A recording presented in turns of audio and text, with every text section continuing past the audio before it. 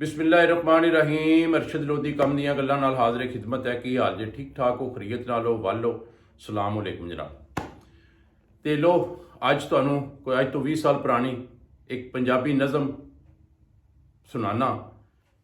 ये पंजाबी नज़म असल च शकरगढ़ की जिहड़ी बोली है, जिहड़ी आवाज़ है, शकरगढ़ के लोग जिस तरह बोलते हैं, शकरगढ़ के नहीं बल्कि बार्डर के एरिया के, बिल्कुल शकरगढ़ तो अगे बार्डर एरिया जिहड़ा है, उत्थों के लोग जिस तरह गलबात करते हैं, जिहड़ी जुबान च गल करते हैं, ये उस जुबान च मैं लिखी सी ते लो तुहाडी खिदमत च पेश करना। इंशाअल्लाह पसंद आएगी और बहुत ही मज़ेदार है।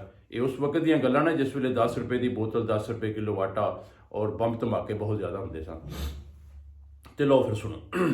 लिखिया कि ए देखो की कुछ होए करदा, दिल लहू दे अथरू रोए करदा। ए देखो की कुछ होए करदा, दिल लहू दे अथरू रोए करदा। गरीब पहले ही भुखा मरदा सी, बजट मूँह चो बुरकी खोए करदा। ते लंडे उत्ते भी बत्ता ला दिता, बड़ा जुल्म है इत्थे होए करदा।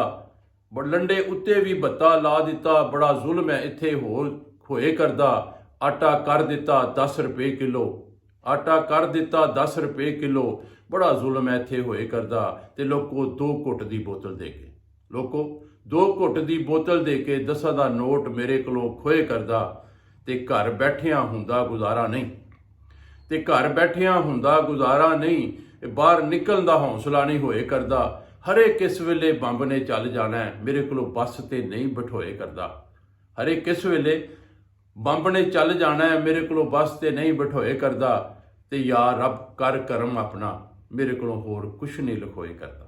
ते दोस्तों पसंद आई होए ते लाइक कर दिओ, शेयर कर दिओ, क्योंकि शकरगढ़ की बहुत टिपिकल इलाका जिहड़ा बिल्कुल बार्डर के नाल लगता है, ये वो लोग इस बोली नाल गल करते हैं। तो बशर्ते जिंदगी फिर मुलाकात करांगा। अल्लाह हाफिज़।